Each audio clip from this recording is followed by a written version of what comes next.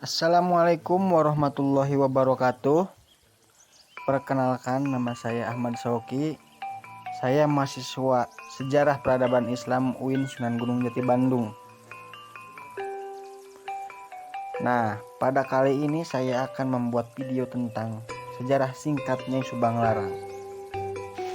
Nah, pada Mei tahun 2011, hutan jati Desa Nanggerang, Kecamatan Binong tiba-tiba ramai dikunjungi banyak orang, termasuk para sejarawan dan budayawan Jawa Barat. Pasalnya, di daerah ini ditemukan berbagai peninggalan benda bersejarah yang diduga milik Nyai Subang Larang. Nah, benda-benda bersejarah itu banyak ditemukan di hutan jati yang disebut Muara Jati dan Teluk Agung, yang juga dikenal dengan sebutan Astana Panjang. Tak ada warga yang tahu sejarah daerah itu disebut Astana Panjang. Yang pasti sejak tahun 80-an warga sekitar sudah sering menemukan benda-benda kuno di sini.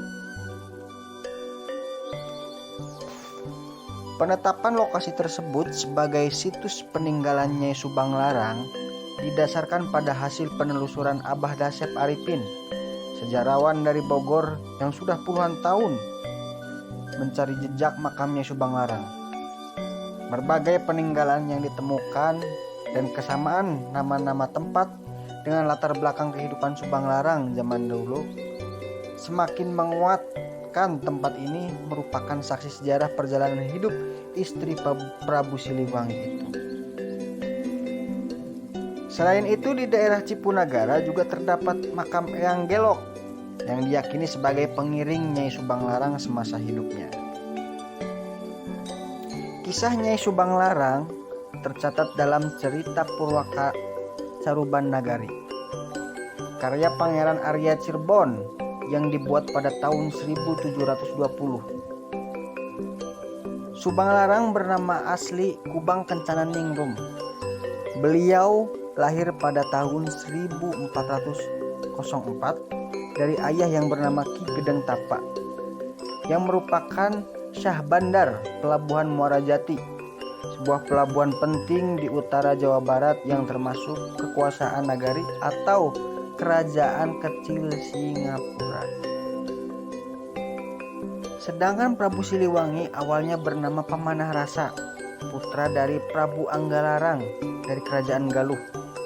Ketika itu Jawa Barat dikuasai oleh dua kerajaan besar yang masih berkerabat, yaitu Galuh yang berpusat di Ciamis dan Kerajaan Sunda yang berpusat di Pakuan Pajajaran di Bogor. Kerajaan Sunda dipimpin oleh Raja Susuk Tunggal yang masih bersaudara dengan Prabu Anggalarang. Dua kerajaan besar ini menguasai beberapa nagari atau kerajaan kecil seperti Singapura, Japura, Wonogiri, dan lainnya. Sekitar tahun 1415, datanglah rombongan armada Cina yang dipimpin Laksamana Cheng Ho yang beragama Islam di Muara Jati. Saat inilah Islam mulai dikenal di sana. Pada tahun 1418, tiba pula seorang ulama Islam bernama Syekh Hasanuddin bin Yusuf Siddiq yang menumpang perahu dagang dari Campa. Ada pula yang berpendapat keduanya datang dalam rombongan yang sama. Syekh Hasanuddin kemudian akrab dengan Ki Gedeng Tapa. Di saat inilah kemungkinan Ki Gedeng Tapa memeluk agama Islam. Sekitar tahun 1420, Ki Gedeng Tapa menyelenggarakan sayembara Tarung Satria. Sebagai pemenangnya berhak memperistri Nyai Subang Larang, putrinya. Dalam sayembara itu, Pamanah Rasa tampil sebagai pemenang dan berhak memperistri Nyai Subang Larang. Konon lawan terberat Pamanah Rasa adalah Amuk Marugul, putra Prabu Susuk Tunggal dari Kerajaan Sunda Pajajaran, yang ternyata masih ada hubungan saudara dengannya. Kemudian menikahlah Pamanah Rasa dengan Subang Larang di pesantren Syekh Kuro. Sumber lain menyebutkan Pamanah Rasa jatuh cinta kepada Subang Larang setelah ia mendengarkan suara Subang Larang mengaji di pesantren Syekh Puro, bukan karena memenangkan sayembara. Di tahun yang sama terjadi peperangan antara Nagari Singapura yang dipimpin Pamanah Rasa dan Nagari Japura yang dipimpin Amuk Marugul. Pamanah Rasa kembali memenangkan peperangan tersebut. Pamanah Rasa kemudian pergi ke Pakuan, kerajaan Sunda. Di sana ia bertemu dengan Kentring Manik, Mayang Sunda, adik Amuk Marugul, yang juga putri dari Prabu Susuk Tunggal, yang tak lain adalah uanya sendiri. Meskipun sudah menikahi Subang Larang, ia juga kemudian menikahi Kentring Manik Mayang Sunda. Setelah pernikahan ini, Pamanah Rasa kemudian diangkat menjadi putra mahkota oleh Susuk Tunggal karena dianggap lebih cakap daripada Amuk Marugul.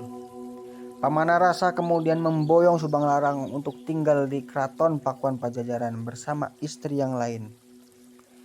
Di kemudian hari, Pamanah Rasa diangkat menjadi raja dan bergelar Prabu Siliwangi. Nyai Subang Larang memiliki 3 orang anak, yaitu Raden Walang Sungsang, Nyai Larasantang, dan Raja Sanggara. Sepeninggalnya Nyai Subang Larang, anak-anaknya keluar dari Keraton Pakuan untuk memperdalam agama Islam. Ketiganya anaknya inilah kemudian memegang peranan penting mengubah Jawa bagian barat menjadi daerah penyebar Islam.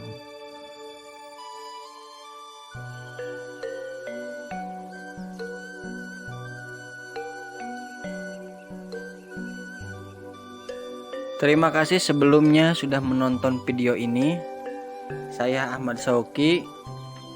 Jangan lupa subscribe channel ini. Sampurasun.